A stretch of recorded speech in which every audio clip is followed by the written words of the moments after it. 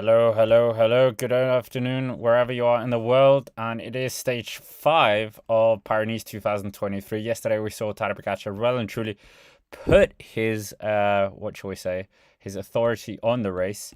And we haven't got Ewan yet. Ewan is coming a bit later, university. But we got 58.5 kilometers, and there's absolutely no breakaway. We had one sole rider up the front early on, but he has been brought back a few kilometers ago. So it's a very stale affair we have in the Peloton right now. We have, we basically have all the heads of state at the front of the race.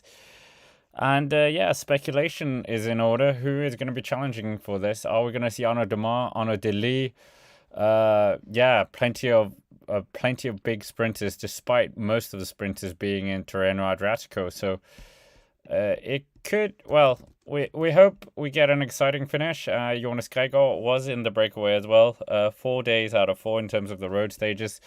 But we'll have to wait and see what will happen here. It's a flat stage. We got the points classification coming up, or not the bonus sprint, the points sprint coming up, intermediate sprint. That was what I was looking for, coming up very soon as well. And we got a mountains classification as well. So there is still opportunity for a potential breakaway or a counter move to try and get up the road here. But until then, thanks for every one of you joining me here on the flat stage. I know it's not the most exciting stage, Paris-Nice. And we'll get a new poll going as well. Most of you, 2/3 of you, overwhelmingly thinking that it's going to be one going towards one Tadej Pogacar in terms of the overall. It was an emphatic demonstration of power yesterday. David Gaudu doing the best he could yesterday to try and hang on. And while we wait, 57.5 kilometers. What can we say? We've had a bit of beef going on in the Belgian press with Tom Bonen and a Colnago. So I think that's quite an interesting, weird little side saga that Tom Bonen went out and said that Pogacar would be going a lot faster if he was in a different brand. He was actually being slowed down by the Colnago bike, which we all have our opinions of bike brands. My favorite one is Cannondale, as you might have seen. But why am I talking about bike brands? It's because we have 57.2 kilometers and nothing is going on in the Peloton right now. They are basically all out on a massive club ride right now. Nothing is happening. And it's not the most interesting stage speculation is more in order. We got the points classification, which is up. The intermediate sprint up a climb coming up, and then we have one more categorized climb on the day. But Jonas Gregor, I think, was out in the early breakaway to sweep up all those points that we saw. But it's not the greatest day. It's one of those paint by numbers days, as Ewan would call them. But Jonas Gregor was brought back in the Peloton. But I was wondering if we could get a classification of the Mansers jersey. And as we know, Tadej Pogacar is doing up to his old tricks. Jonas Gregor got 13 points today. 13 points in the mountains classification. Let's have the virtual mountain classification. I think that's a good idea too. So we at least have something to talk about. Very clutching for topics here, but I'll get you that graphic. Jonas Gregor, Danish, very good rider.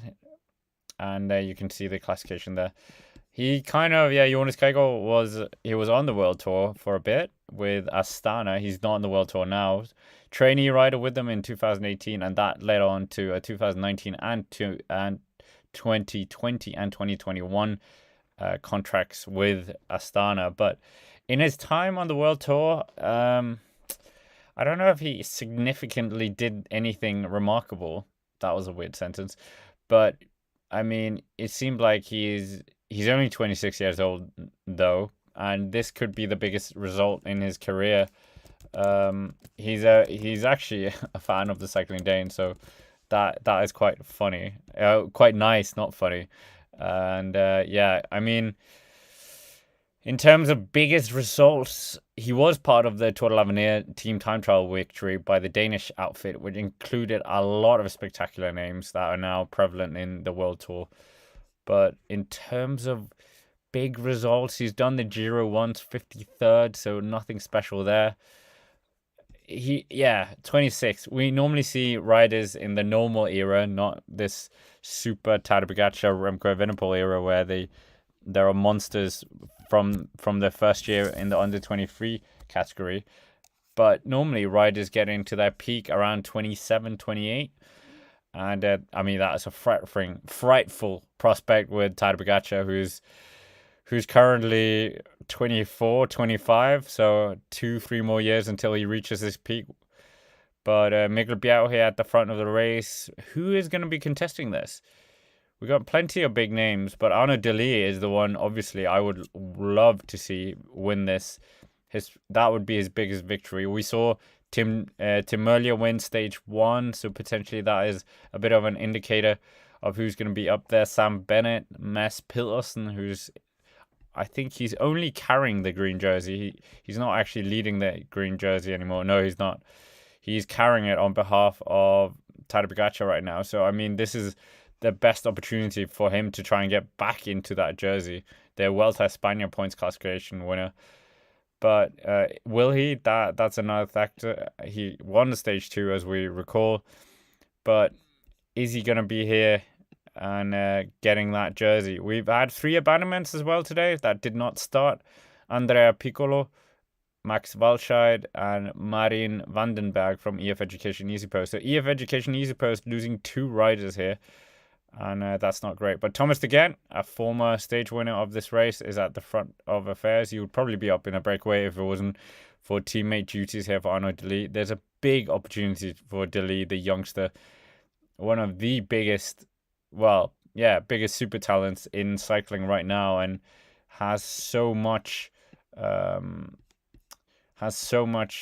hype around him. And I'm sure we're going to see him do incredible things. But 19 of you have voted in the poll, and 68% of you believe it is going to be Tadej Pogačar winning the overall at Paris-Nice.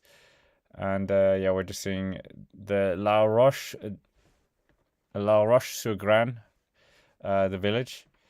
But UAE Team Emirates, DSM at the front, Groupama Fouché as well. Guys, come on, someone attack here. 5% incline here. This is, guys, like, I'm not even thinking just for our entertainment, but I'm thinking for the exposure here for some of the smaller brands, teams. Why are they not? Where are all the pro continental teams? Uno X, you should be throwing someone up here, getting the exposure on the cameras. But it is what it is right now. 54.9 kilometers, still a long way to go. And this pace is absolutely dreadful. I'm pretty sure everyone here watching could be keeping up with this pace.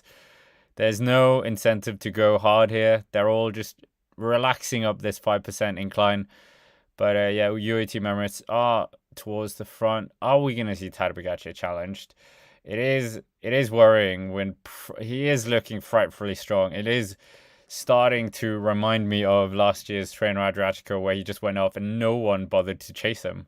And he just went away and won the whole thing on that one stage. But we still have stages. Paris-Nice, we know changes happen a lot in Paris-Nice. Just ask Primož Roglič in 2021. Thought he had it, and then the race turned upside down because of several crashes. Okay, we haven't really seen Tadej Pogačar crash that much. The big crash that everyone will think of is at the Tour where Jonas Vingegaard waited for him. But it's not like he's that prone to crashing like his counterpart, Primož Roglič. But just seeing Matteo Trentin come up to the front of the race, Tadej Pogačar, so cool, calm, collective.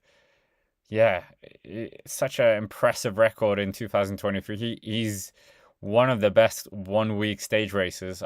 There's not many 1 week stage races that he hasn't actually won. And actually that seems like a good thing. Should we try and figure out when's the last time he was defeated? I'm thinking 2021, the Basque Country. So obviously he won the Vuelta a Andalucía this year. So and then last year the Tour de France, but we're not counting that as a 1 week stage race. Tour of Slovenia, even though that was just glorified training ride for the UAE Team Emirates boys. Tirreno Adriatico UAE Tour. So that's four stage races he's won. I think it's the Tour of Basque Country, if I'm honest. Yeah, it's the Tour of Basque Country. That's the last time he was defeated in a 1 week stage race. And I mean, that was only because Brendan McNulty, he was trying to help him. But it looks like the pace is increasing here. The pace is starting to increase here. Trentin increasing the pace a bit. Tadej Pogačar following the moves here. They know the points or the bonus seconds are coming up for grabs here. I know Tadej Pogačar doesn't want to skip a beat here. Groupama FDJ trying to do something. They're the ones upping the pace here. Are we going to see David Gaudu do something here? Demar moving up. But maybe Tadej Pogačar wants to do something here. Movie star Matteo Jorgensen trying to do something here. I'm starting to think it's not a bonus seconds. But Tadej Pogačar. Oh, it is bonus seconds. Oh, Groupama FDJ. They are trying to get in there, and David Gaudu takes them. David Gaudu takes them. So David Gaudu and Arnaud Demar, their beef looks like they have settled in a way, but that is quite good. And Demar just pressing the brakes there. So 6 for David Gaudu, 4 for Demar, and 2 for Tadej Pogačar. Where was Vingegaard? Tadej Pogačar is just off the front now, and we see this sometimes. Used to see it with Peter Sagan, where he just went off the front and just wanted to try and go for it. But is that going to happen here as well? He's pushing on here. I mean, such a boring stage. They must have to do something. 52.7 kilometers. No counter moves here. But I mean, Tadej Pogačar, this is great training for him in terms of the classics coming up. And are we going to see Tadej Pogačar do anything in the classics like he did last year? And we've had a Slovenian winner today in the form of Primož Roglič. So Primož Roglič winning over in Tirreno Adriatico. So back to form from the Slovenian, and looks like the Jumbo machine are rolling once again here. But Tirreno Adriatico a bit more exciting today. Tadej Pogačar looks around. David Gaudu has the 6 bonus seconds, and that would take him up and gaining 4 seconds on Tadej Pogačar. So do I think David Gaudu is going to be challenging for the victory in Nice? Probably not, let's be honest. But it's going to be an interesting finish for the sprinters. Tadej Pogačar is leading the field now, 51.5 kilometers. I think he's a bit annoyed that we're not seeing enough movement. There's no breakaway. The pace was very low, even up that 5% climb there. But it's interesting. It's something different here, seeing David Gaudu and Demar working together in a sprint. And Groupama FDJ really aggressive here in Paris-Nice, which is good to see. I can't even recall what their best result has been in the last few years.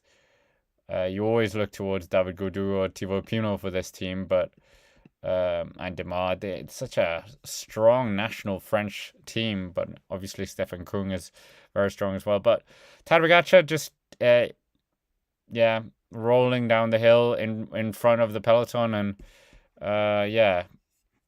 the pace settles down a bit now, and Thomas de Gendt is the one who takes up the duties at the front. 50.4 kilometers UAE. They've kind of done what they can here, but it is a quiet day, and I think we should be talking through who could potentially be winning this. We're going to be looking towards a Sam Bennett, who hasn't really... Well, he had a good season back end of last year. He's already picked up stage victory this year, winning in San Juan, the first stage. But thereafter that, not really. Plenty of top threes, even finished was second on the opening stage today. First stage of this race. But Tim Merlier is the guy that many people are going to be looking towards here as well. But Mats Pedersen wants to get in there. 5 points behind Tadej Pogačar in terms of the points. Jersey, Michael Matthews, could he do something? It might be a bit too flat for him. But Tim Merlier definitely is going to be an interesting prospect.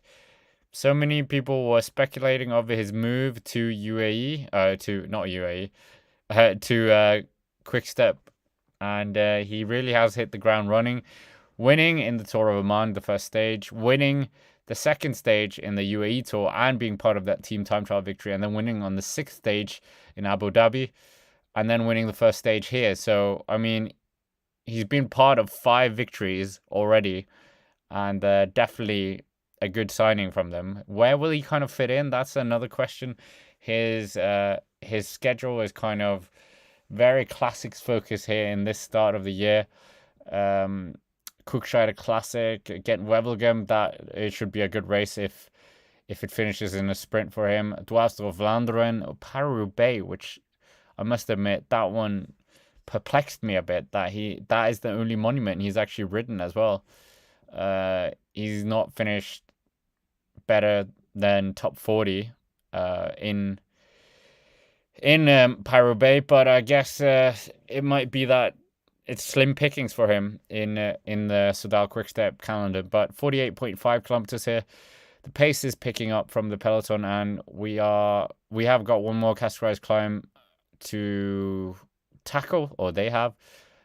And we'll see if Jonas Gregor, who's already taken 13 points today in the Masters jersey, if he's going to be doing anything. And yesterday, Ewan is coming at some point after his lecture, but yesterday we were talking about whether or who was the kind of the Masters jersey winners in years gone by. Quite a niche category, Paris-Nice polka dot jersey winner, but I mean there is some kind of historical merit to it. You have to say, you can't dismiss it completely. But last year it was Valentin Madouas who took the victory in terms of the Masters jersey, finishing ahead of Wout van Aert, who was incredible last year. In 2021, it was Anthony Perez of Cofidis, and Cofidis also winning it in 2020 with Nicolas Ede, and then in 2019, it was Thomas de Gendt, who's currently leading the peloton, who took the points classification ahead of Alessandro De Marchi and Nairo Quintana, who finished in second place to Egan Bernal. But 2018, it was Thomas de Gendt as well. So, I mean, Thomas de Gendt does quite well at this competition. 2017, it was Lilian Camajan, who's also in this race. Tim Merlier, just looking at the front here of the race. But, I mean, this is the kind of stage where you can kind of see which teams have got their intention of competing in the stage victory.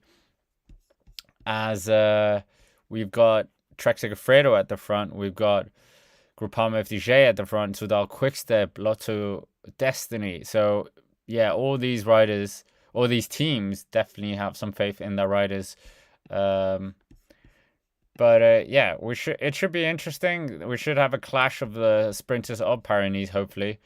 But it would be a bit more interesting to have a bit more of an energetic stage here. And who knows really what's going to happen towards the end. But great to have almost 50 people in the chat, and make sure to hit the like button if you haven't already. Great to have Eric Brown here, Gladys, and Paddy Dunn as well. Paddy Dunn, I'm absolutely you're a hero.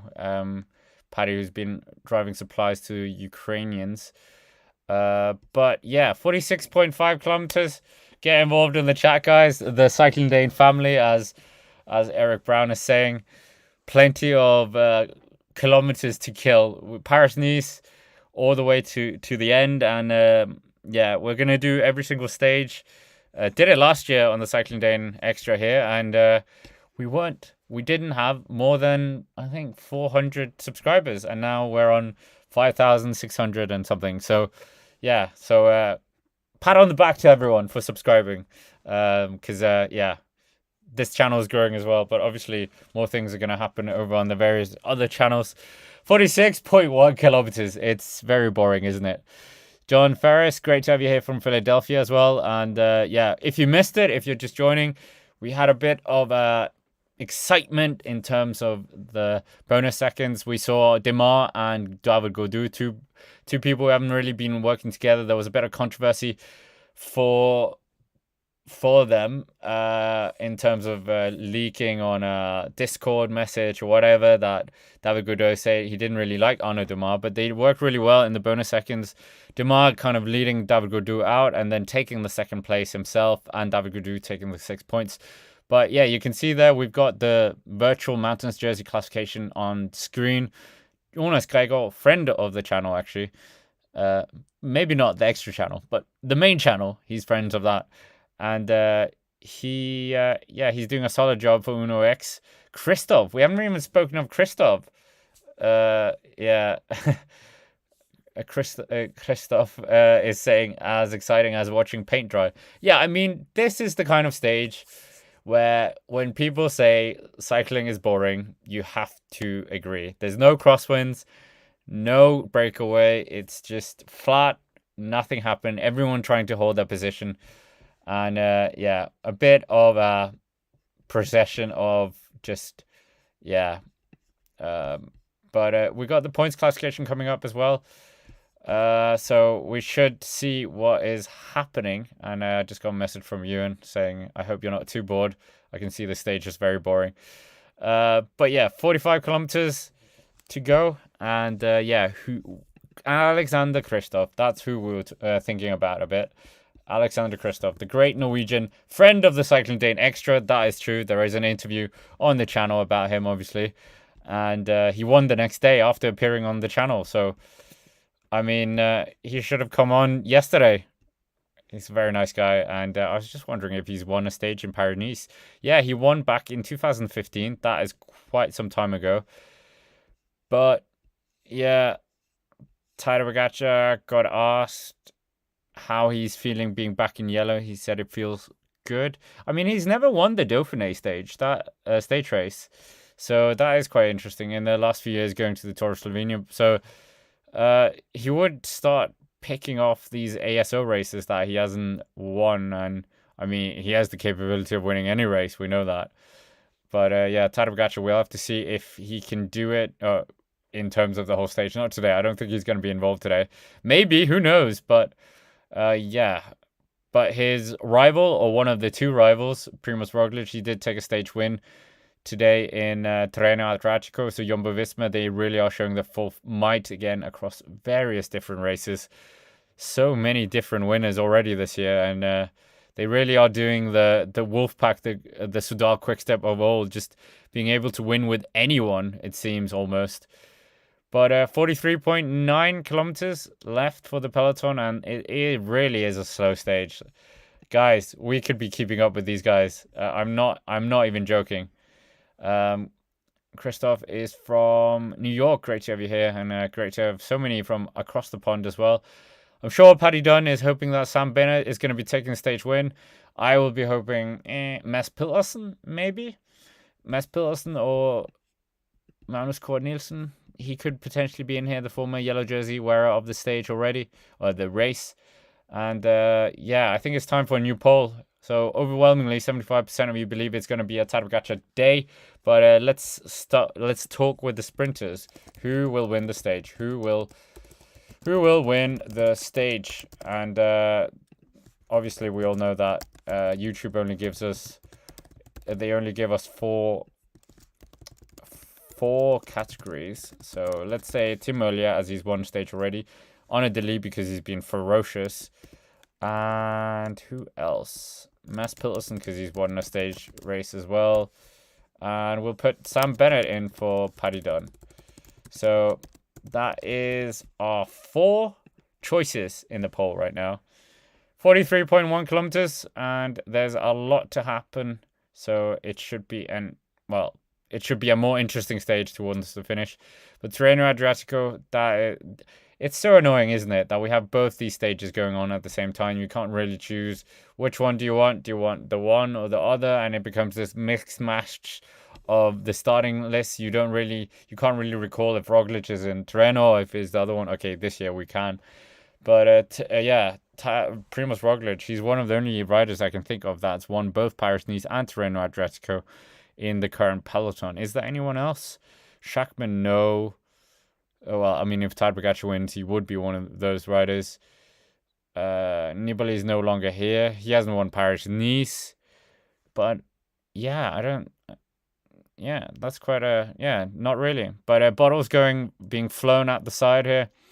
Bahrain Victorious up in the mix as well. Soudal Quickstep, they are definitely going to be the ones wanting to take the victory here. Paddy Dunn definitely voting for Sam Bennett. And surprisingly, Mads Pedersen is leading right now.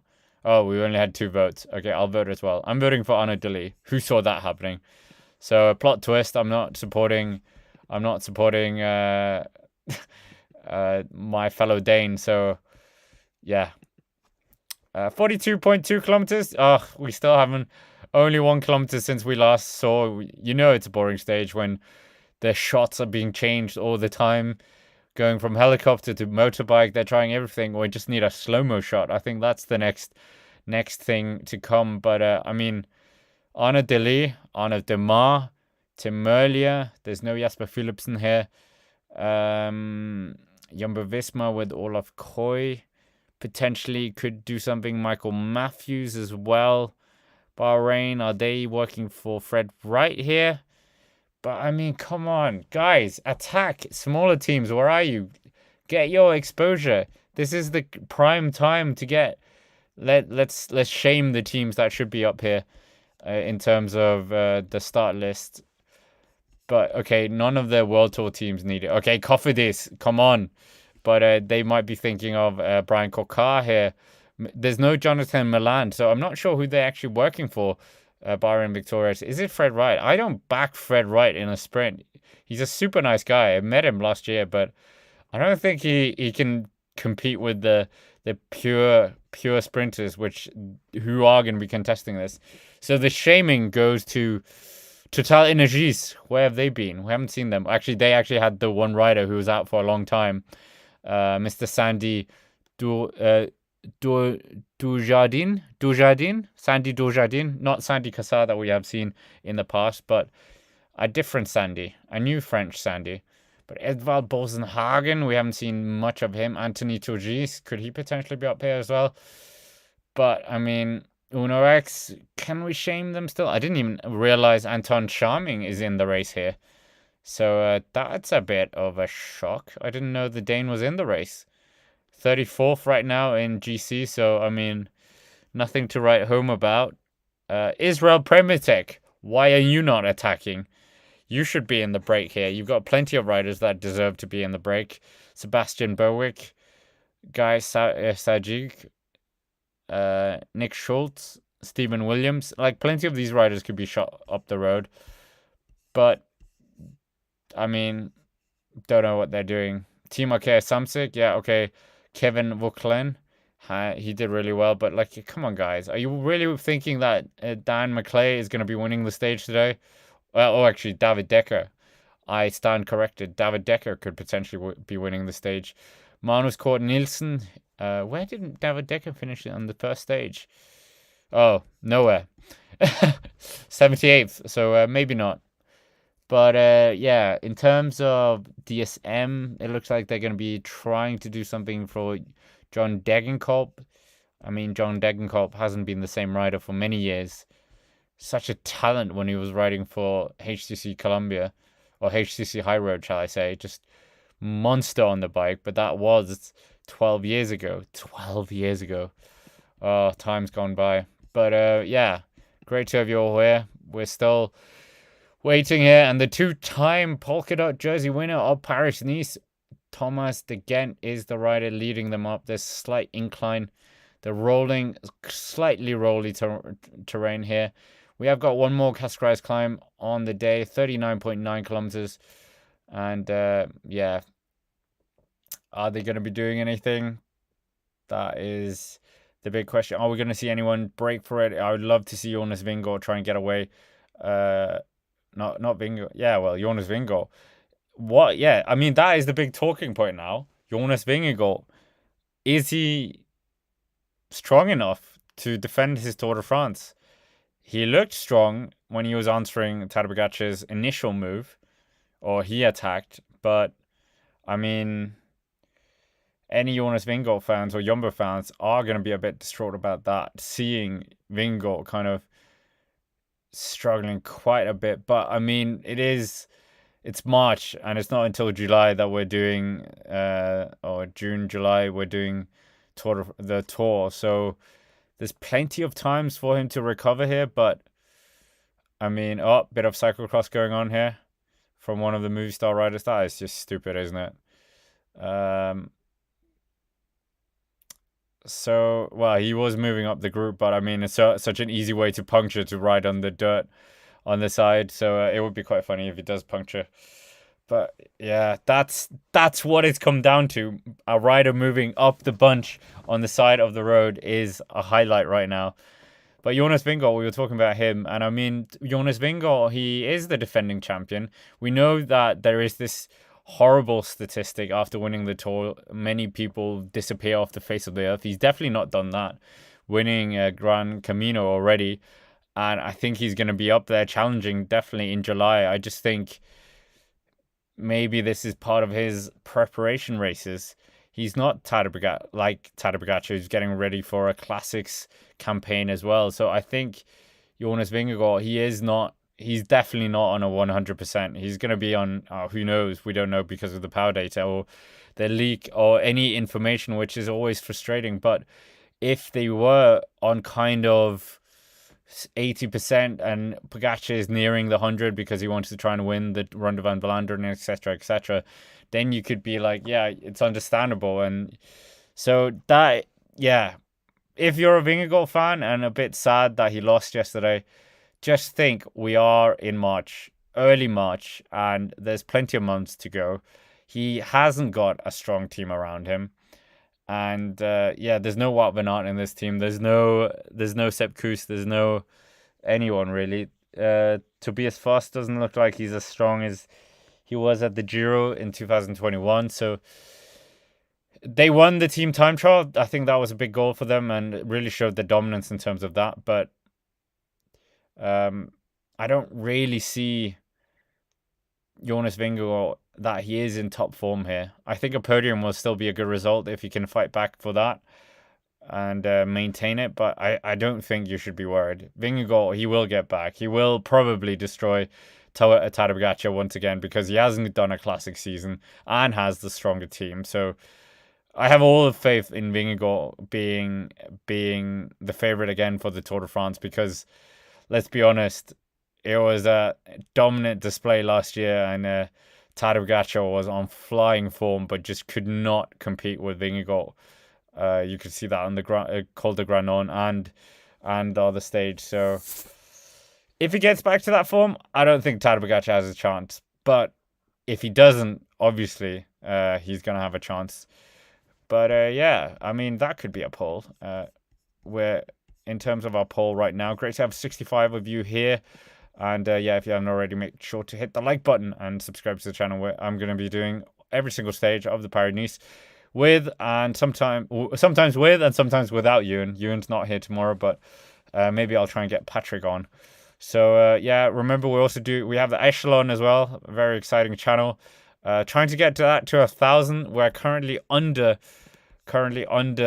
Yeah, see, that's what we're talking at. I have to talk about other things now because we don't have anything interesting to talk about other than Jumbo-Visma, Lotto Soudal, Lotto, what are we calling them? Lotto of Destiny, all of them at the front of the race, but none of them really, they're just policing the front. But in terms of Jumbo-Visma, Vingegaard, Affini, Dennis, Voss, Koy, Tratnik, Van Hooijdonk, and Koy would definitely want to try and get a victory here. The very, very strong Dutch young rider here.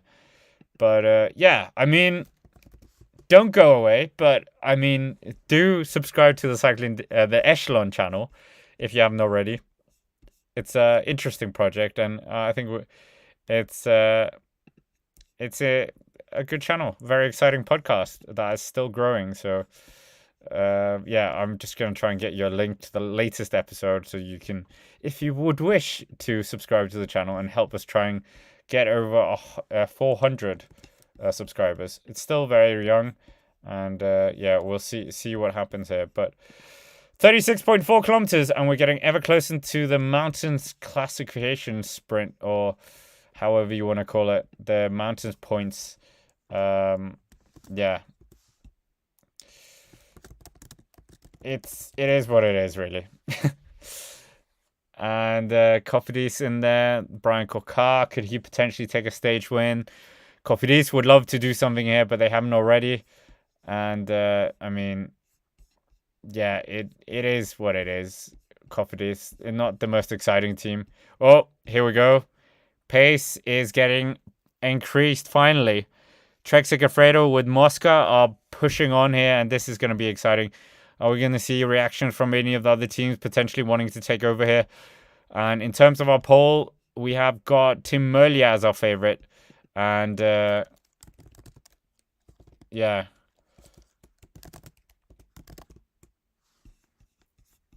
And yeah, Trek Segafredo, a bit of injection of pace here. What are we saying? Why no break today? There was a break earlier, and we did actually have who we had. Jonas Geiger was sweeping up the points, as you can see on your graphic. So he's 27 points in that jersey. So, I mean, he needs all the points he can get when we're thinking of the stages that are coming up here. So it's a good move from him to sweep up the points there and then just conserve the energy. But in terms of stage 6, we got plenty. It's a bit more of a rolling stage tomorrow. Cashfly's climb very early on, so that's an incentive to Gregor to get in the breakaway. Tomorrow, he really needs to be in the breakaway, Gregor, if he wants to win the jersey. Plenty of points. And then stage 7, huge day. You could probably get the first Cashfly's climb on that day. And then Nice, the final iconic stage. That, again, he needs to be in the breakaway. So, I mean, Jonas Gregor needs to be in the breakaway on every single day. But 35 kilometers to go, 4.2 kilometers to the top of this final Cashfly's climb of the day, 6% now. Trek Segafredo trying to inject a bit of pace here. Can they potentially put some of the faster men in a bit of bother here? That is probably what they're wanting to do. But, I mean, if they're wanting to do that, they need to put the pace on even more here. They should have done it probably 10 kilometers before, but then you're using up all your guys. 4 kilometers now. I mean, Arnaud Delis has shown in the Étoile de Bessèges that he is able to match Mads Pedersen on a uphill finish. So if it's Arnaud Delis and Mads Pedersen, my money is going on Arnaud Delis, and I mean that is what I voted for as well. So we will see, but Jaco Aula is in here as well. They're trying to keep the pressure on as well. Can they potentially get Michael Matthews in there in the mix? That is the question. That would be interesting to see. But Uno X with Christoph. Christoph got caught out in a similar position like this earlier in the calendar year. But yeah, it should be interesting to say the least. Trek Segafredo, can they do something? 3.4 kilometers. Mads Pedersen, eager to get back that points classification jersey that he's wearing, but he's not in the ownership of. He's only wearing it on behalf of Tadej Pogačar. Where have we heard that before? Well, not really points classification. It's more the polka dot jersey and youth classification he's normally sweeping up. But yeah, 3.2 kilometers.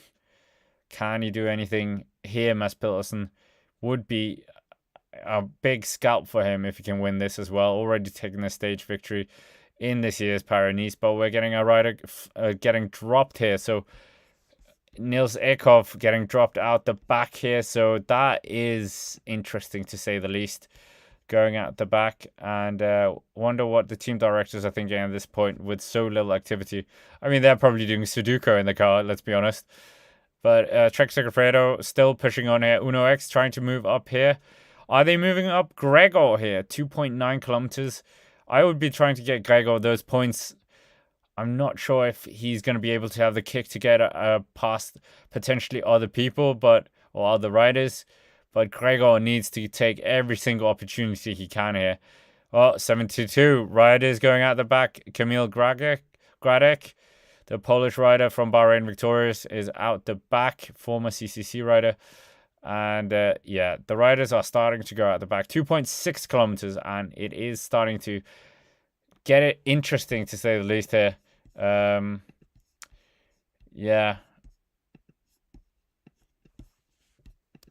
So we'll see what happens. But this move is getting rid of some of the early worker bees of the day, and all of it could still end in a sprint. Well, it will end in a sprint, but yeah, let's be honest, it will end in a sprint this day, unless something really goes wrong here. I always think of some of these guys that have a huge engine. Why do they not do like Tyler Finney has done in the past, Taylor Finney, where he kind of attacked 1 kilometer out and just massive watts and catch the other riders off guard, or the sprinter teams? But I mean, I don't know. It's very controlled, and yeah, we'll see. But 2.2 kilometers still to the categorized climb of the day, or the final categorized climb of the day, and then we've got a 30-kilometer roll in to the finish. And is anyone going to be attacking off the front? Uno X, they are moving up with Jonas Geigo. He's kind of sitting. He's sitting about 7th down, I would say. 7th, 8th down here. Next to Tadej Pogačar. And I mean, Tadej Pogačar, what's he going to be doing? I mean, there's no threat to Tadej Pogačar's yellow jersey right now. Less than 2 kilometers to go now. Uno X, come on. You need to get these points. You need to get these points. And I think they should try and get the other man, like we saw David Gaudu and Demar do. Try and do a 1-2-1 with the main man, and then second with the teammate. But yeah, the Peloton, it's happening. Oh, nothing's happening. 1.7 kilometers, 32.6 kilometers left. And there's some really spicy stages coming up. So, I mean, that is probably the biggest advert, is to say, come back tomorrow and the other days as well, where it's going to be very exciting. But I think we are going to be joined by Ewan in a few moments. Just need to make sure that he's here. Yeah, we have got him. So yeah, Ewan, you've joined on the most exciting day.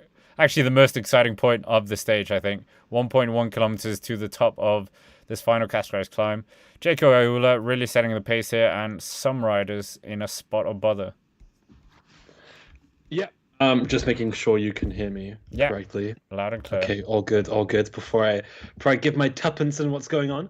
Yeah, Nothing. Jaco Ayala pushing on. You can see Julien Bernal as well, trying to push towards trying to push Trek Segafredo into the frame. Trek working for him as Payson, we presume. Jaco for Michael Matthews. So they want to make it as hard as possible so they can drop Tim Merlier and the other sort of pure sprinters, maybe Sam Bennett, although he has proved in the past that he is quite a good guy over lumps. But yeah, I just seeing from our stat providers that Danny van Poppel has been dropped, which is not great news for Bora.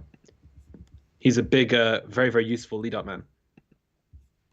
I mean, it kind of feels a bit too late. They should have put the pressure on maybe 5-10 kilometers before the lead-in into this. But I mean, they're doing their best here. They're trying to put everyone into the red, or at least the sprinters. 900 meters to go now, 27 kilometers an hour, and the rider at the front, I think it's Julien Bernard, going 500 watts right now. No, we can't say that, obviously. The eternal whine of not having the power data available to us. Yeah, it's a shame, really. I think it's such a shame. Did you mention wine? This is the red wine stage. Oh, really? Of course, we're heading to Saint-Paul-Trois-Châteaux, and we also pass through proper Côte d'Or country. Hardcore viewers of the Cycling Day Extra would have recognized the roads with 90 kilometers to go. They featured on a video in the Cycling Day Extra last year. Oh yeah, you were there. Yes. Here we go. Uno X. Yep. This is expected. Jago, yeah. Trying to get the points. Is that underscore sets with him as well? Yeah, I think they're just gonna do what we saw Groupama FDJ do, 1-2 here, but not for the bonus sprints here. Gregor really putting. Yeah, I mean, this is it. He needs to. Can't be challenged by anyone, and Jaco Ayala are taking this as an invitation to up the pace as well. Michael Matthews is in their ranks, and yeah, I mean, Ewan, he's got 27 points right now, and the next couple of days are going to be very tough. So he needs to grab every point he can at this point. Yeah, exactly that. Particularly that day into Nice, there's 5 categorized climbs. 5 times 10 is 50. That's quite a lot of points on offer on that final day in Nice. So yeah, it's going to be difficult for him to keep onto it. But just sort of getting these days in the breakaway, getting that points tally up is a big achievement. Also, just to keep the jersey for as long as possible is quite important for Uno X. You can just see, yeah, the riders coming over, the peloton coming over the top of that climb. I'm trying to find the Belgian champion in this group, Tim Merlier. I mean, Gregor kind of falls into that category as so many riders do. Huge potential. He's almost like the Danish Ivan Sosa, where he's been bigged up quite a bit and then not quite hitting the mark and then dropped off the World Tour where he was with Astana. But this would definitely be his biggest result, I would think, in his career already. A polka dot jersey at an ASO stage race. That's not something everyone can boast about. Yeah, it would be pretty decent as well, building up momentum for what's to come later this year. Of course, they're beginning the Tour de France. Speaking of which, the wildcards for the Vuelta of Spain were announced yesterday. Uno X not involved, but neither are Euskaltel, who have missed the mark on 2 Grand Tour targets this year. Also, Israel Premier Tech are not invited to the Vuelta. That is quite funny. But it's they weren't even there last year. I won't comment any further on that. But here we go. Downhill, 65 kilometers an hour. Bahrain victorious. UAE Team Emirates and Alpecin-Deceuninck really in the mix here. And yeah, I mean, Bahrain victorious. They've been on the front of today's peloton quite a lot. And Ewan, I wouldn't back Fred Wright against any sprinter. No, I wouldn't. He's a guy who's never won a professional race. So why is it going to start happening now? I always wonder that when they start sort of working for Fred Wright, it's almost as if they have some sense of belief that I simply don't have. But yeah, we'll see. He did fairly well. Came second place on a stage that at the Tour de France that finished very close to where we started today in Saint-Etienne. Maybe he wants to reinvigorate that spirit today. But last year when we had a very similar stage finish, sorry, second to who? Mads Payson. Who is where? Here in the green jersey. Exactly, so. Yes, I know. And he also finished second behind Mads Payson quite a few times at the Vuelta as well. Yeah, I don't know, it seems strange that a team invests so much in a guy who hasn't won a race. That seems bizarre to me. Yeah, I agree. He's kind of the one who's been talked up as being this huge talent who's, yeah, I don't know. He's a strong rider, we know, but he's not a Tom Pidcock. He's not a Thomas Gloag or etc. etc. He's a very strong all-round rider.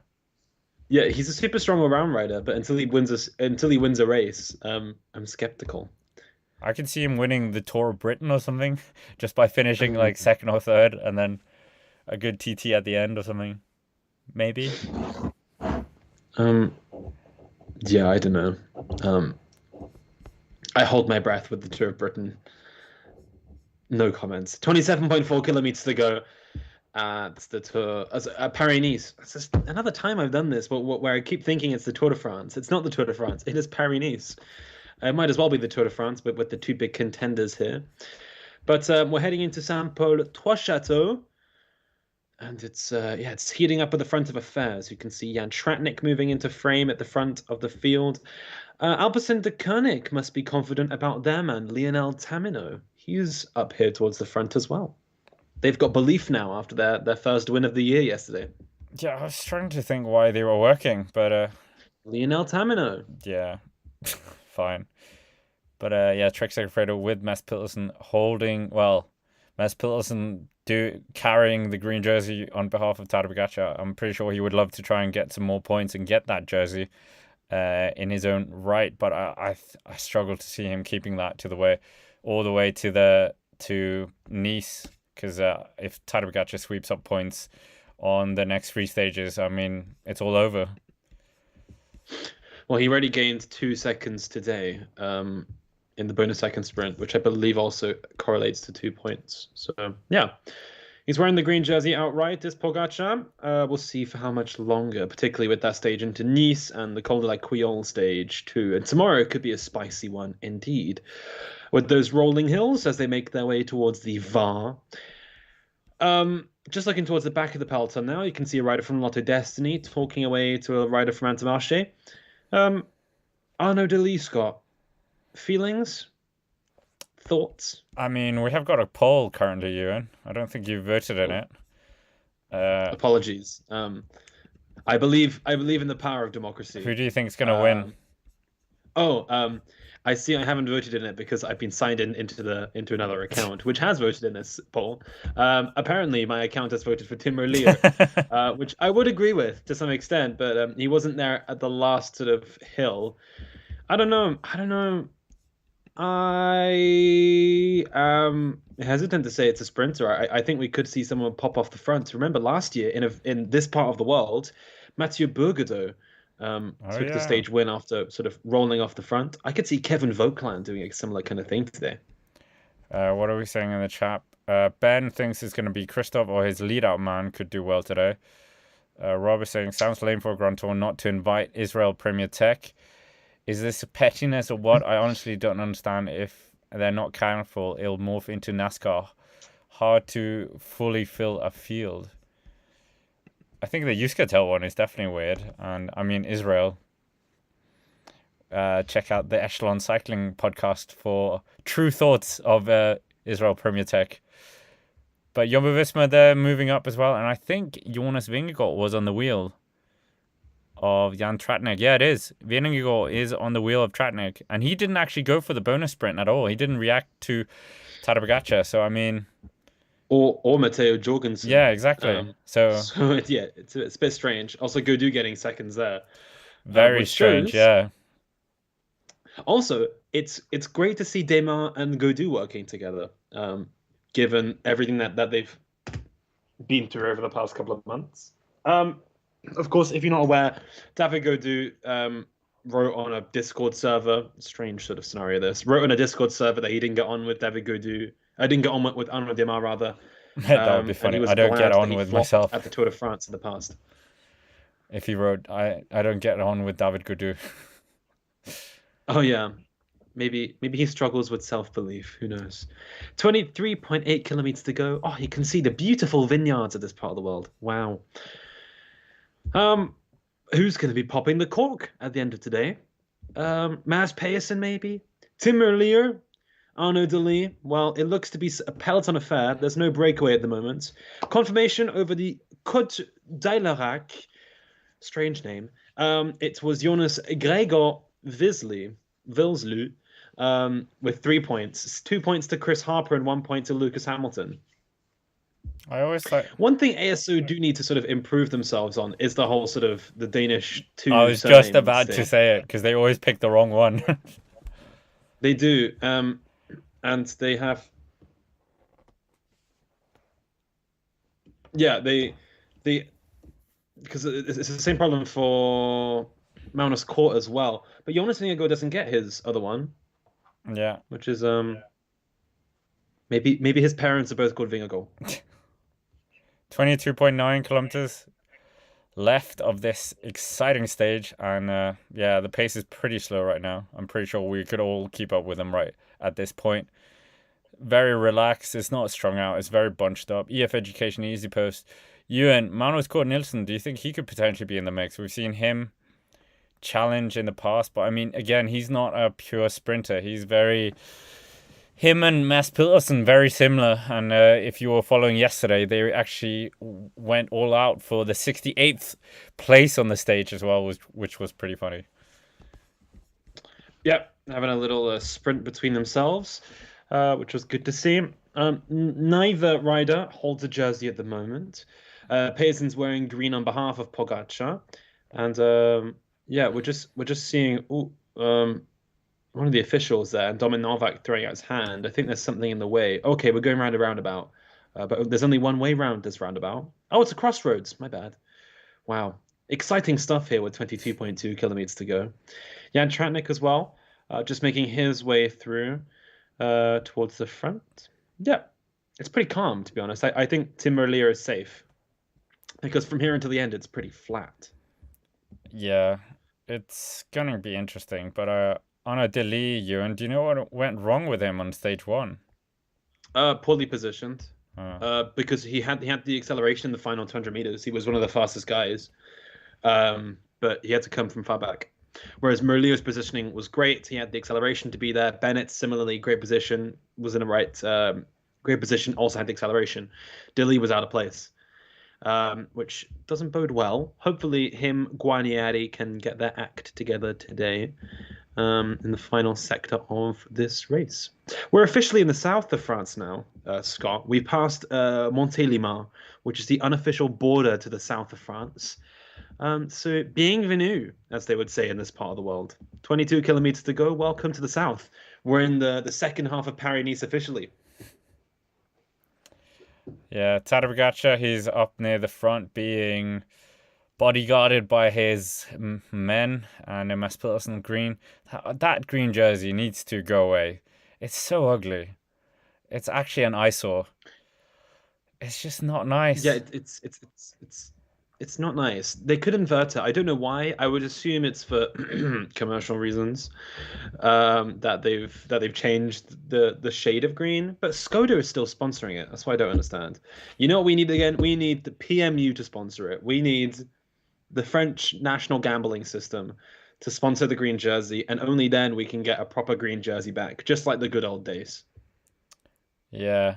UAE Team Emirates still at the front. Trek Segafredo, Jayco Ayula, Jumbo Visma.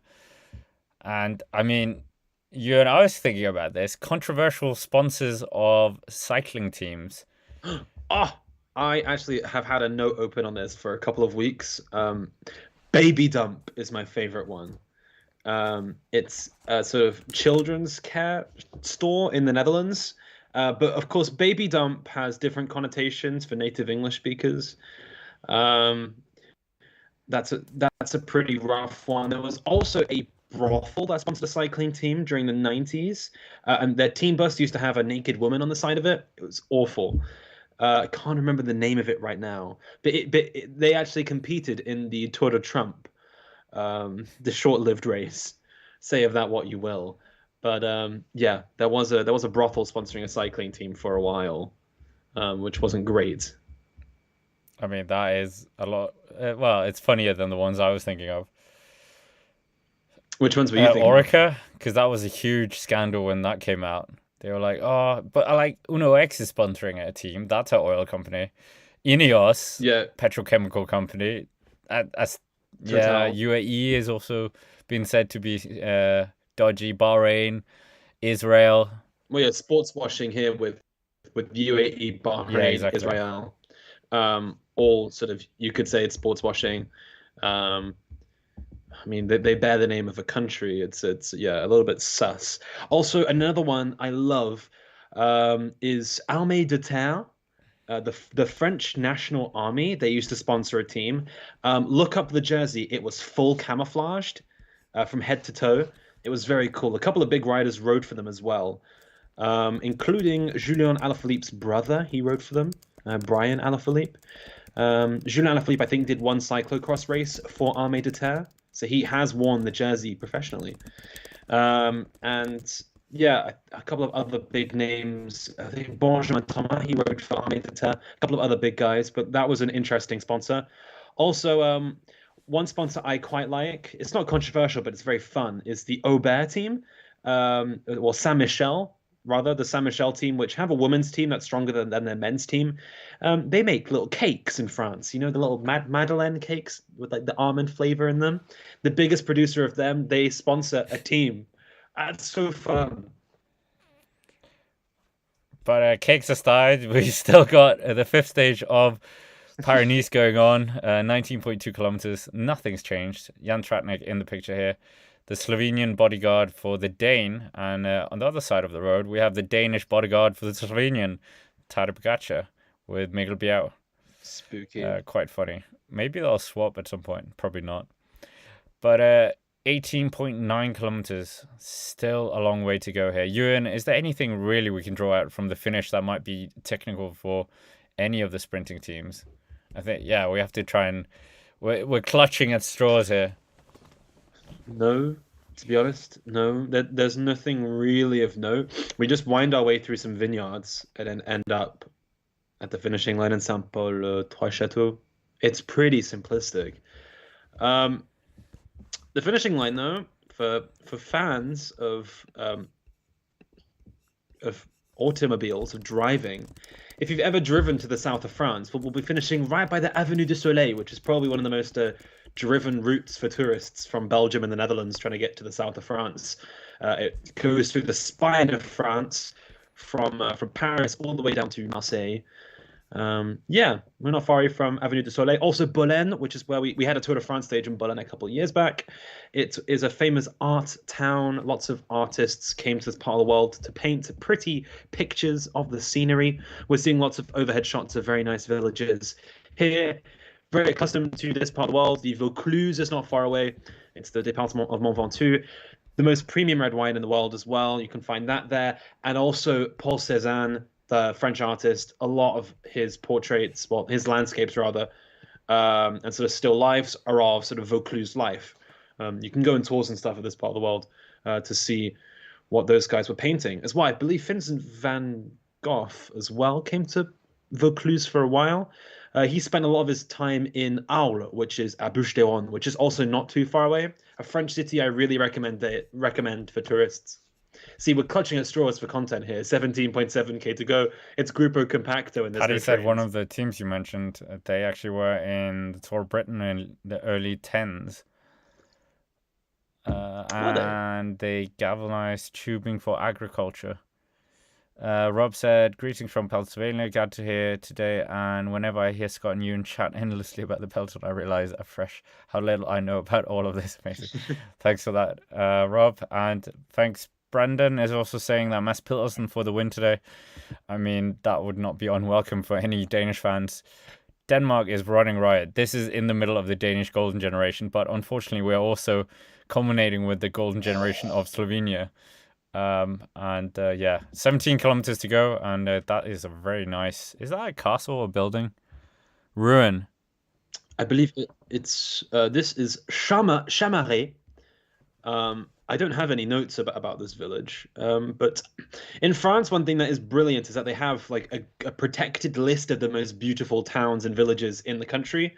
They have like it's on a big website, a big database, and they have a big sign on the front. Chamaret looks like the kind of place that would be on that list. But this is the sort of typical towns of this part of the world that you see. If you drive south, if you ever go towards Mont Ventoux and you're driving from the north of France, you'll see these villages building up towards Mont Ventoux. You realize, wow, we're in the south now. We're in proper Sud country. Really, really beautiful towns and villages in this part of the world. Recommend it as well. If you're getting the train from Paris to Marseille as well, you'll pass through, you'll sort of go phew on the train past plenty of these villages. It's stunning. So that quick step, they're getting to the front here of affairs. UAE Team Emirates, Groupama FDJ, also at the front. Trek Segafredo, Jaco Al-Ula, and Jumbo Visma on the other side of the road. Into the last 10 miles of the race, and we really don't have any indicators of who's doing well.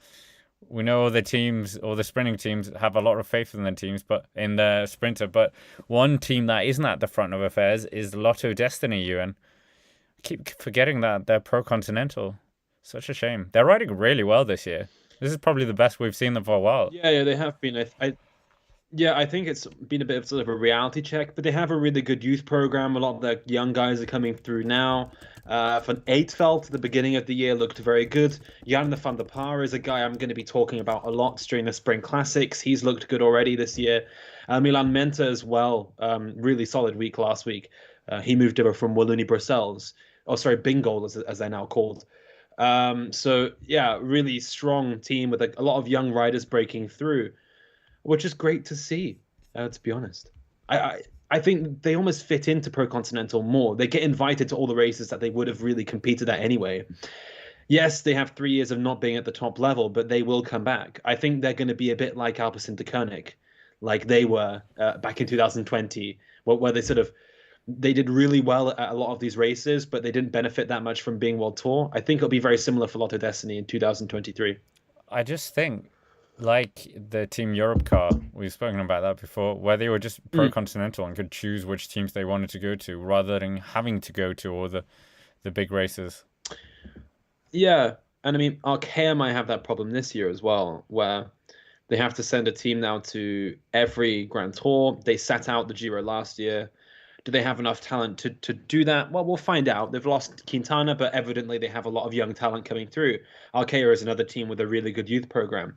And France is bustling with, bursting with young talent and young guns coming through. And we're seeing that even here at this race with Kevin Vauquelin, who's looking very good, the 21-year-old from Normandy. So, yeah, I mean, it's an interesting time. I feel like we're going through quite a big paradigm shift in cycling at the moment for a lot of these teams. I think the relegation and promotion system has meant that a lot of these teams have had a big reality check over the past year. Yeah, I wonder who they actually will send to the Giro. Let's see if there's any provisional indication. Yeah, I don't quite know. Buani has come back slowly after what was a really horrible crash last year. They have Warren Barguil He's and won. Adri Pomodoro. Oh yeah, Wawa. Ponomar as well. He used to ride in the Italian scene. He's 20, 19, 20 years old now. Yeah, Super 20. young rider. And Ukrainian he's national already champion. ridden the Giro twice. Yeah, and he was in the breakaway on that Zoncolan stage back in 2021, Yeah, I mean, if you recall. he could still be riding the Tour de l'Avenir, and he's already got 2 Grand Tours under his belt. That's impressive. And he's the senior national champ. Yeah, he could be. I think Italy has a special place in his heart as well. I believe his family have been repatriated to Italy since the beginning of the war last year. Yeah, 13.7K to go. We're in the recycling zone now, which is why you can see bottles being thrown left, right, and center. I mean, swings and roundabouts. I'd like to be a fan in the recycling zone because you get all this cool paraphernalia. But at the same time, you might get a bidon land on your head, and then you have to get a concussion check. Imagine if it's a half full bottle coming towards your face. Yeah, exactly. Smash.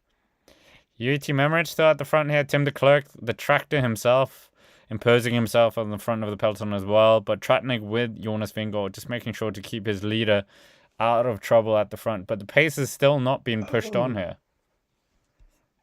I forgot about Caden Groves. Thank you to whoever said Caden Groves in the chat. I was thinking Caden Groves, but I wasn't sure he was here. I couldn't be bothered checking because it's not Jasper Philipsen. Well, I was all aboard the Leonel Tamino train. He rode well the other day, but yeah, maybe Caden Groves. Yeah, we haven't seen him really at Alpecin yet. Yeah, we'll see if he does anything today. But I mean, Christoph, a few people mentioned him. He has taken a victory already. That's a bit mean, Ewan. He has taken a victory already this year, so potentially. But he didn't have an interview on the channel yesterday, so he's not going to be winning today. Yeah, he's got his a good train here. Serdan Vadenschold is here. He was fantastic, and Algarve setting up that win. Gregor at the back end of affairs. He's just going to be rolling to the finish line here. Yep, as is Thomas de Kent as well. Yeah, Thomas de Kent. You know the jersey. I couldn't put my finger on. He's won the polka dot jersey here twice. I completely forgot about that. I knew he won something, but I thought, yeah. Yep. Not going to be towards the front of affairs. No, this year. Yeah, I don't think he will be. But he did win a Giro stage last year. I keep forgetting he won probably one of the most exciting Giro stages of a long time. It looks like Alex Kirsch is joining affairs. He's Mads Pedersen's lead-up man. He did a really, really good job the other day with that stage into Fontainebleau. But yeah, looking towards the back of affairs, Total are here as well. Did Total have a sprinter in their ranks at this race? Edvald Bosenhagen. I didn't realize it was 2013. Yeah. Turgis could get a top 10, but apart from that, Paul Ursula? Nah, not really. I retract that statement. Yeah, Total maybe just, I think, trying to keep Pierre Latour out of trouble. Jumbo as well, trying to do the same. But they have Olaf Koy as well, let's not forget. Olaf could get a podium position again. I mean, it would be exciting to see a Finney-esque attack here by one of the TT riders just jumping off, trying to go out the front. I mean, Magnus Cort Nielsen could do that, but would they let him? I don't think so. Yeah, Yeah, well, it was Bill Godot who took a late flyer at this part of the world last year to take the win. I wouldn't be surprised if it happened again. It seems just it's so oh so very calm right now, which might mean that it's about to get very chaotic very soon, because it's almost too formulaic They're not for the even moment. pedaling at the back. Just being dragged along. Oh, come on, guys. Someone attack. Attack, attack, attack. It would have been a great chance to see Benjamin Thomas try to attack, but he's not here anymore. It's just a shame. I'm still backing my guy, Kevin Vauquelin, but he's so high in GC now that he might not risk it. Um, but it's the kind of move he was doing the other week at Alpes Maritimes du Var, and it actually worked out. It worked out once with the stage when it worked out a second time in defending his yellow jersey. We're seeing Court come towards the front. They lost Marin Vandenberg today, so he's not going to be here sprinting. UAE, they have Matteo Trentin, but he doesn't really sprint when he's working for Pogacar anymore. So don't expect him to be here. He's a guy who likes a chaotic sprint, but yeah, similarly, I don't think he's going to be trying now that he's on Pogacar duties. Yeah, we'll see what happens here. The last final 10 kilometers of the stage. This, yeah, not the most exciting stage today, but yeah, great to have over 100 people in the chat. Make sure to hit the like button. We're only on 33, so, and if you haven't already, well, subscribe to the Cycling Day Extra channel. We're going to be back here, well, I'm going to be back here tomorrow. You'll see Ewan again on Saturday and Sunday, and we should have an exciting, hopefully more exciting days. I think the bar is pretty low from today, but the back end of the peloton, just passing the 10 kilometers to go. And 153 at the back end of the peloton, one of the Lotto Destiny riders, together with Jonas Gregor. And yeah, Gregor just keeping it good here. And what are we saying here? There's a headwind of around 15 kilometers an hour. Could that affect the sprint potentially? I would say no. Well, maybe, yeah, maybe that might actually work into the favor of Mads Payson if I were to say anybody, to be honest. Very windy in Denmark. I'm still convinced that's the reason why he won the Harrogate World Championships, was because everyone else lives in Monaco, Girona, or wherever, and he still lives and trains in Denmark, where it's terrible weather most of the time. So, but I mean, Mads Pedersen was kind of the golden Trigger. But he was the golden guy that everyone was talking about. No one was talking really about Jonas Vingegaard. We thought he would do something, but not win the Tour de France. It was more like, oh, he'll follow in the footsteps of Jakob Fuglsang kind of thing. Low top tens. But Mads Pedersen, I think he's just, if anyone knows Rolf Sørensen, that rider, I think he's very similar to him. Yeah. We're just getting closer and closer to the end today. It could be a Mads Payson day. I wouldn't put it past him. Any other Scandinavian favorites? Well, you mentioned Christoph there. Magnus Kort. Kort as well. Kort sprinted well the other day in Fontainebleau, so maybe. We leave the town of Montségur sur Lausanne. We now have 9 kilometers left of this stage. Not the most exciting day of racing through the Rhone Valley, it must be said. And here we go. If you think about the south of France, you think of lavender. Look, it's the lavender fields, not quite in full bloom, but we do have them. It's beautiful. But in the middle of the pack, we can see Groupama FDJ. Demar, we haven't spoken about him, Ewan. I mean, we haven't really seen him like ferocious demise we've seen in the past. Was it the 2020 Giro where he just couldn't put a foot wrong? Yeah, also I would say last year's Giro as well. Really, really strong there too. He beat Cavendish and Ewan about 3 times. But I mean, Cavendish didn't feel like he was on form. 2020 was a strange season. I think last year at the Giro we got a better sense of Demar's possibilities at the Giro, and he was still mightily strong. But he used to have a very, very good lead out train. two of the key components of that don't ride for the team anymore. I'm talking about Raman Sinkeldam, who's moved to Alpecin-Deceuninck, and Jacopo Guarnieri, who's moved over to Lotto Destiny. So, yeah, two big components out of that train. It makes it more difficult for Arnaud Demar, who only really has Miles Scottson and King Kung to work for him here. One of the Jumbo riders moving up. He's also just missing a lot of other Was riders. that Nathan Yeah. Van Hooydonk? Yeah, it's Nathan van Hooydonk. He'll be on lead-out duties for Olaf Koy. Right now, he's just keeping Jonas Vingegaard out of harm's way. Yeah, they're upping the pace. This is interesting. 7 kilometers to go here, up Sunderkonig and Soudal Quickstep on the left-hand side of the road. And in the middle, we've got UAE Team Emirates trying to keep their leader safe, Tadej Pogačar. No cheeky sprint for Matteo Trentin, I think, at the finish here. But Trek Segafredo in there as well. Groupama FDJ could be doing something for Arnaud Demar, but we don't know. Where is Lotto Destiny? That was the big question here.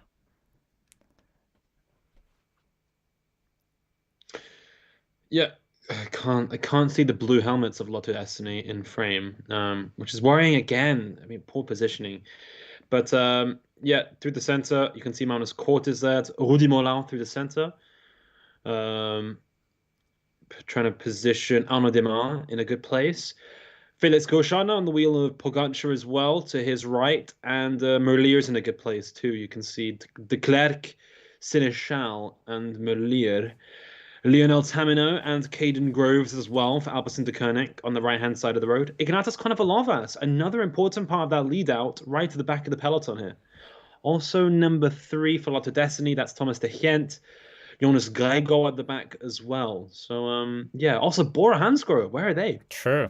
Sam Bennett fans, Paddy Dunn, I think are going to be a bit worried about that outcome right now. But 33% of you still believe it's going to be a Tim Merlier victory. And then second place is Mads Pedersen right now with 28%. And Arnaud Delis, 27%. I would back Arnaud Delis more than I would back Mads Pedersen if it's a raw head-to-head, but we've seen that already at Étoile de Bessèges. But 5.7 kilometers to go, and the big boys are out here, really putting the pace on. Doman Nomak, one of the riders as well. Yeah, next to Novak is Tim de Klerk. Also, DSM wanting to get involved. Which sprinter did they have on their hands here at this race? Of course, they won a sprint a couple of years back with Kees Bol. Well, maybe they're trying to put Degenkolb in a good position, roll the clock back to years gone by. Jan Tratnik on the left-hand side of the road, trying to protect Jonas Vingegaard. We don't know what they're going to bring to the table with their star boy, Olaf Koy, who looks to be following the wheel of Tim Merlier for the moment. He's not on the Vingegaard train. Also, Uno X trying to get involved. Also, Bahrain, Arkea, and Ineos lining up on the left-hand side of the road. Delis's lead-out train is swamped about a third of the way back on the right-hand side of the road. So, yeah, Arnaud Delis's team have to do a little bit of work if they want to bring the bull towards the front. Oof, it's getting heated. 5K to go. Yeah, we'll see what happens here. Paddy Dunn saying he's the only Sam Bennett fan. Maybe. Well, definitely in the comments, I think. But 4.4 kilometers. Jumbo-Visma, are they going to be doing anything? Is Olaf Koy on the wheel? We can't really see him, but the pace is really heating up now, and all still to play for in terms of the sprint. Yep, all still to play for indeed, and just seeing, I mean, these teams all sort of wrestling between each other, trying to get towards the head of affairs. 4K to go, remember, at 3 kilometers to go, the GC gaps will be frozen. So if there aren't any racing incidents, then the time will be taken from there. So stressful for the GC guys for the next kilometer. But, I mean, it still feels very They're calm, ramping it up now. Honest. They are. They're sort of gritting their teeth, and you can see Alpecin-Deceuninck really trying to get involved. Pogačar's right up here as well, and here we go. It looks like something's really just split up now. 3.7 to go. UAE fanning out one side of the road. Vingegaard's up there, so Pogačar and his teammates trying to make their way through. Tim Merlier's in a brilliant position. Mads Pedersen still following the wheel of Alex Kirsch, and all of a sudden things are just sort of fragmented. Lotto Destiny sort of scrapping for space with 3.5 to go. The Peloton's completely sausaged. Yeah, I think everyone missed that, but Uno X just moved through that big gap that was being forced by Sudal Quickstep and Jumbo-Visma and brilliantly moved their train in between there. So Christoph is looking very good here in this position with his Norwegian teammates, and Rasmus Tiller, he's looking around. They have got the big man on their wheel. Christoph, he's looking to pounce. He hasn't taken a victory since 2015 in Paris-Nice. And is he going to take another one here, add it to his collection? But Tim de Klerk, Yves Lampard is on his wheel. And then we've got Florian Seneschal. Are they going to win another victory here with Tim Merlier? That is the big question mark. But we are seeing, is that Arnaud Delis on his own? Yeah, Delis now taking the wheel of Mads Payson. Also, Intermarché once again involved. They have the youngster Hugo Page here. Trek Segafredo really trying here with Alex Kirsch and their boy Mads Payson. 2.5 to go. The Peloton's completely sausaged. Big long line at this point. Sprinters trying to just get involved. Watch out on the road furniture here. It's going to spread left and right. On the left, we can see it looks to be Uno X with Rasmus Tiller at the front, the Norwegian champion. Yves Lampard with Seneschal on the wheels. They're working for Tim Merlier. The Peloton come back together. Bora are sort of swamped behind. Also, Michael Matthews surfing the wheels. Magnus Cort looks out of position. Arnaud Delis similarly surfing. But is he going to be getting the win today? DSM come towards the front. It's Pavel Bittner doing some work for, we believe, Jon Degenkolb. Surprised if he really gets involved today, rolling back the clock.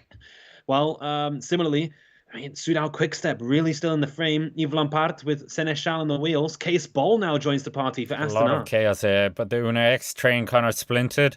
Rasmus Tiller just looked around and saw that Christoph decided to jump wheels. He's on Merlier's wheel. Is that the perfect wheel to be on? Who knows, really? Mads Pedersen is swamped. And it's all a bit chaotic here at the front. 1.2 kilometers. We're getting inside the last kilometer almost. The Flamme Rouge is beckoning. But Ineos Grenadiers are getting involved here. What is going on here? Danny Martinez. Well, yeah, this is interesting indeed. Who do they have for the sprint? Maybe is it going to be Ben Swift? Is it 2014 all over again? We'll find out. Through the roundabout, that was dangerous. Oi, oi, oi, oi, oi. There was just a bollard halfway through that roundabout. Ineos splits up, and now Ineos go. There's a rider off the front for Ineos Grenadiers. Who is it? We can't quite work it out. Who could that possibly be? It might be Ben Swift. Yeah, it is former British champion, or is it Connor Swift? One of the Swifts off the front. And this is impressive stuff from Ineos Grenadiers, benefiting from the chaos behind. It looks like he's got a gap here. It's not going to last. Behind, the Peloton are trying to chase on. Are we going to have a solo winner? Is it going to be like Mathieu Bourgadeau last year? Now on the front, it's Jumbo-Visma. It looks like the Ineos rider he benefited from chaos, but it's not going to work out in his favor. The road goes very narrow now. Jumbo-Visma through the center. Mads Payson in the mix. Payson and McCoy in the wheel. Merlier out of position. Also in the wheels is Matteo Trentin still involved. It's Payson and Coy. Payson and Coy side by side. Payson trying to wrestle his way around, but it looks like Coy's got the upper hand at the moment. It's Olaf Coy. The Wasp Sting. It's Jumbo-Visma who take a sprint stage at Paris-Nice and Saint-Amand-Montrond, King of the Castles. It is Jumbo-Visma. What a chaotic finish. What a chaotic finish. That was where did Coy come from? We were moaning that he wasn't on the Jumbo-Visma train and appeared out of nowhere. I think that roundabout just shook the whole thing up. Yeah, that was dangerous. Really. Like the bollards, there was no markings or anything. You could see some of the riders were caught off guard by that. But yeah, what a victory! Fair play. Yep, it's a win for Olaf Coy, the young Dutchman. Big double victory. Yep, his another World Tour win to add to his palmares, along with his win last year in the Tour of Poland, if I recall. But yeah, big win to win a sprint in Paris-Nice. It's only real top flight sprinters who can do that. And he's been waiting all week. He's been sort of up there in the top 5 on stages 1 and 2, and now gets a win here in Saint-Amand-Montrond. Here's the overhead shot. The road goes very narrow. Is it Nathan van Hooijdonk who's doing the lead out at the front? It's one of the guys from Jumbo-Visma. Payson has to go very early. That was a shame. Bennett completely out of position. Is a rider from Movistar getting involved as well? Yeah, Merlier was in a bad position. Just about got third place. A UAE guy was fourth. Cofidis, yeah, Yeah. very not the people you would have thought would have been in the sprint. Who's the guy from? Is that Iban Garcia Cortina? Oh, I Trentin think was it in the might be. sprint. Yeah, And I just yeah. said, I don't think they're going to let him sprint. Oh, what a chaotic finish. Well, he doesn't really sprint that much now. His new role is there, but yeah, I did see him towards the end. I was a bit surprised, but yeah, it was Matteo Trentin. But yeah, Olaf Koy, big win here. No photo finish needed. He actually had time to celebrate today. Um, Payson in second, Merlier in third. What does this say about sprinting to come later this year? I think it was a chaos sprint more than anything. This is the kind of sprint Phil Bauhaus would love. Yeah, but like Christoph disappeared. They all just vanished after that roundabout. Like the big, yeah. I'll put not that we need to have it there, but we'll put the graphic on the screen. The photo finish. Not that we really need it, but it is there nonetheless. And yeah, Tim Merlier, he's going to be annoyed about that. That was. Yeah, he will be. I think his team got caught out by that whole thing, by that whole incident. Yeah, which is a shame for him. But